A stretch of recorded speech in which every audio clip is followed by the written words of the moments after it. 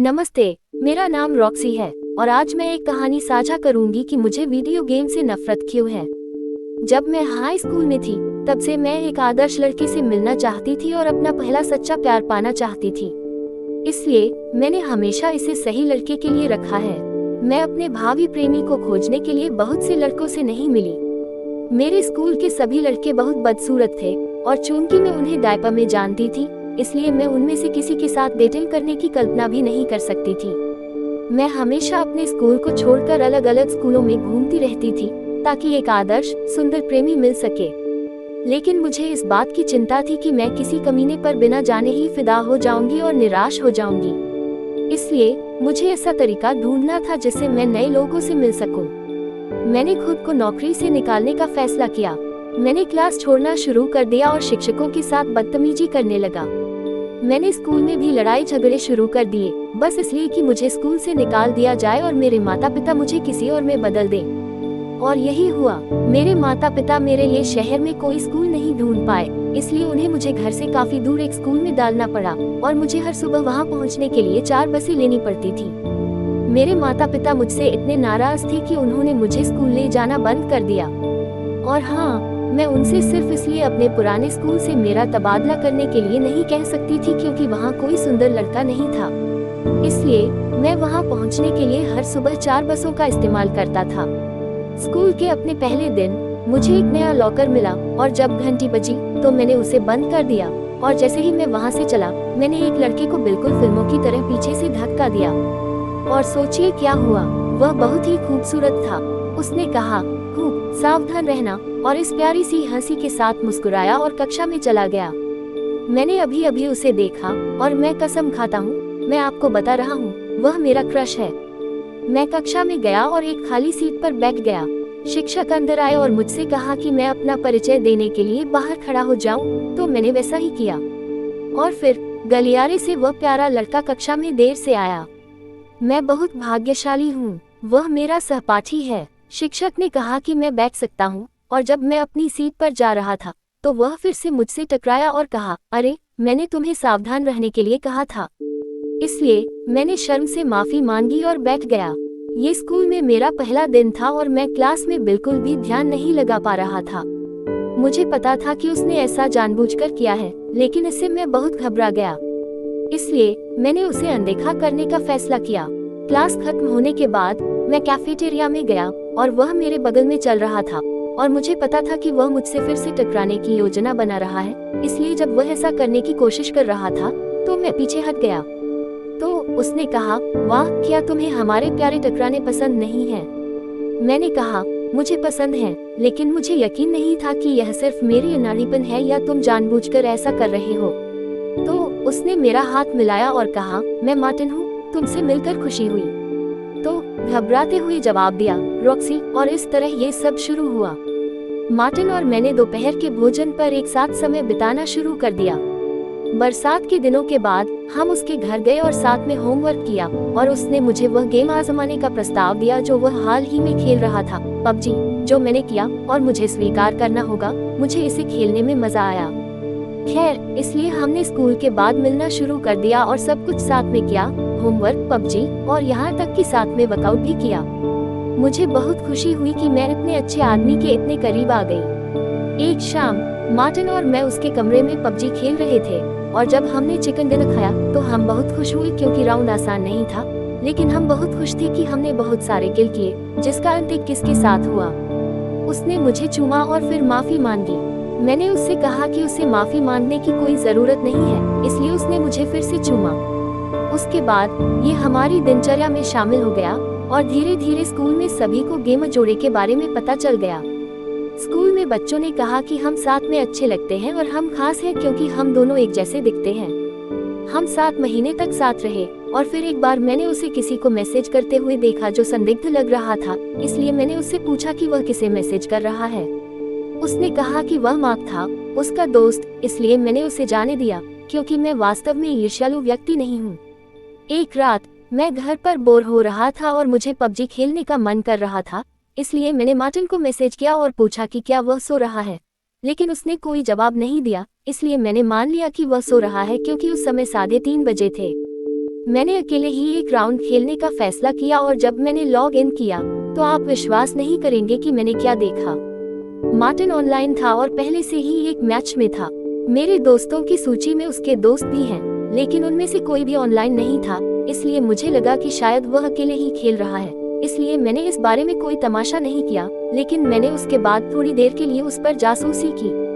मैं हर रात log in करके ये जांचता था कि वह ऑनलाइन है या नहीं, और वह हर रात ऑनलाइन रहता था। खेलते समय मेरे संदेशों को अनदेखा करता था।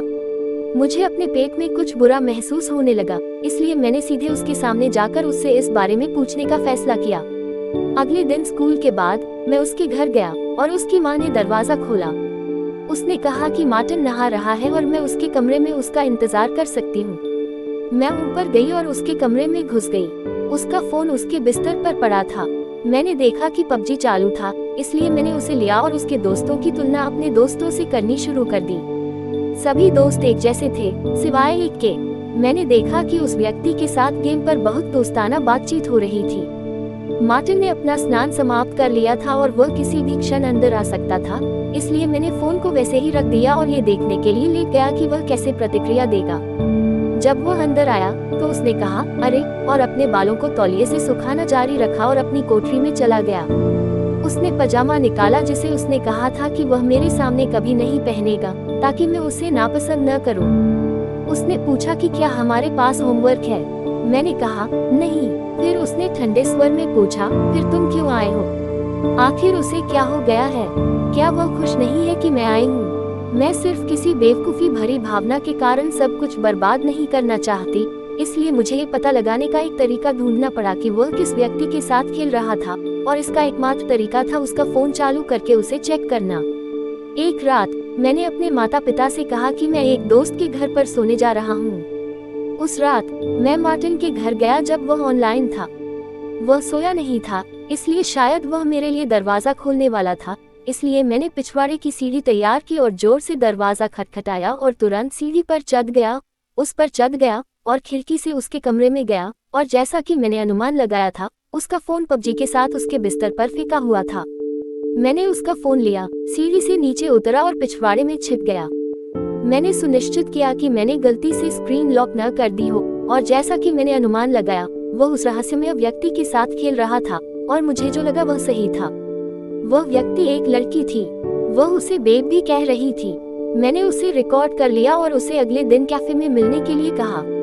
मैं पूरी रात सड़क पर रहा और खूब रोया। मैं अगले दिन स्कूल नहीं गया और दोपहर में उस कैफे में उससे मिला। वह कैफे में ये सोचकर आई थी कि वह मार्टिन से मिलने वाली है। मैंने एक लड़की को प्रवेश द्वार पर किसी को ढूंढते हुए देखा, तो मुझे एहसास हुआ कि वह वही थी। मैं उसके पास गया और उससे पूछा, तुम मार्टिन को कैसे जानती हो?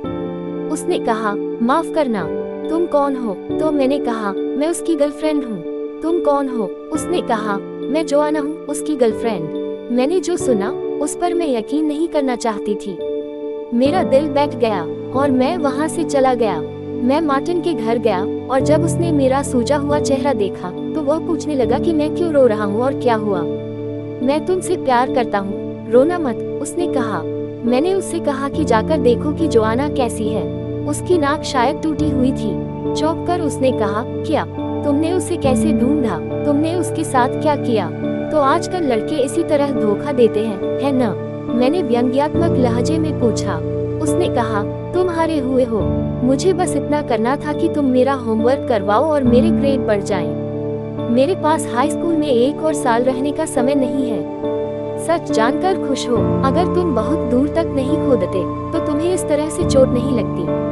मैं तुम्हें ये बताकर छोड़ने की योजना नहीं बना रहा था कि मेरे पास कोई और है, लेकिन तुमने खुद के साथ ऐसा किया। मैं वही जमीन पर लेट गया और फूट फूट कर रोया। पूरे स्कूल को हमारे ब्रेकअप के बारे में पता चल गया। एक दिन किसी ने मुझसे पूछा कि मार्टिन और मेरा ब्रेकअप क्यों हुआ। मैंने इस बारे में बहुत सोचा कि क्या मुझे उसे सबके सामने शर्मिंदा करना चाहिए या नहीं। वैसे भी मैंने इसे शेयर करने और अफवाह को फैलने देने का फैसला किया। इसलिए मैंने कहा, उसने मुझे पबजी की एक लड़की जोआना के साथ धोखा दिया। सावधान रहो दोस्तों, हो सकता है कि आप सभी एक ही समय में उसके साथ डेटिंग कर रहे हो और आपको कभी पता न चले, क्योंकि वह एक सांप है। मार्क, उसका सबसे अच्छा दोस्त, मेरे पास आया और फुसफुसा कर बताया कि जोआना मार्टिन की सौतेली बहन है जो उसके पिता की है। मैं बहुत उलझन में पड़ गया। वे दोनों क्यों कह रहे हैं कि वे डेटिंग कर रहे हैं? शायद वह उसकी सौतेली बहन है। सच में? मैं सच जानने के लिए एक बार फिर मार्टिन के पास गया और उसने मुझसे झूठ क्यों बोला। इसलिए स्कूल के बाद मैं उसके घर पहुंच गया, उसके आने से पहले, और उसके कमरे में उसका इंतजार करने लगा। जब वह अपने कमरे में आया तो उसने मुझसे कहा कि मैं वहां रुकना चाहता हूं और सच्चाई का पता लगाना चाहता हूं। मेरी एक गर्लफ्रेंड है, इसलिए चले जाओ, उसने कहा। तो मैंने कहा कि मुझे पता है कि वह उसकी सौतेली बहन है और पूछा कि उसने मुझसे झूठ क्यों बोला। वह हैरान था कि मुझे पता है और उसकी आंखों में आंसू थे। उसने रोते हुए कहा कि वह मुझसे इतना प्यार करता है कि वह बहुत स्वार्थी महसूस करता है कि वह नहीं चाहता कि मैं उसके दोस्तों के साथ खेलूं। उसने कहा कि उसे ऐसा लगता है कि वह किसी भी लड़के को मार सकता है जो बस मुझे नमस्ते कहता है। मुझे पता है कि मैं जुनूनी हूँ, उसने कहा, इसलिए कृपया चले जाओ। जोआना ने कुछ समय पहले ही पबजी खेलना शुरू किया था, इसलिए मैंने उसकी बहन के साथ कुछ समय बिताने का फैसला किया, जिसे मैं मुश्किल से जानता हूँ। मैं तुमसे प्यार करता हूँ और शायद हमेशा करता रहूंगा और तुम्हें चोट लगेगी, इसलिए चले जाओ। किसी कारण से मुझे विश्वास हो गया कि उसके शब्द और उसके आंसू इतने सच्चे थे कि मैं भी रोने लगी। मैंने उससे कहा कि मैं अपनी सूची से उसके सभी दोस्तों को हटा दूंगी और मैं केवल उसके साथ ही खेलूंगी। मुझे वास्तव में किसी और की जरूरत नहीं थी, लेकिन उसे वादा करना था कि वह अपने गुस्से की समस्या पर काम करेगा। अभी मार्टिन और मेरी सगाई हो चुकी है। हमने अभी अभी ग्रेजुएशन किया है, लेकिन कभी कभी प्यार सच्चा भी हो सकता है, भले ही यह बहुत जल्दी लगे। लेकिन अगर आपको लगता है कि यह सही है, तो इसे न छोड़ें और किसी को भी अपने और अपने प्रियजन के बीच में न आने दें। मेरी कहानी आपको कैसी लगी? कृपया नीचे कमेंट करें और इस चैनल को लाइक और सब्सक्राइब करना न भूलें।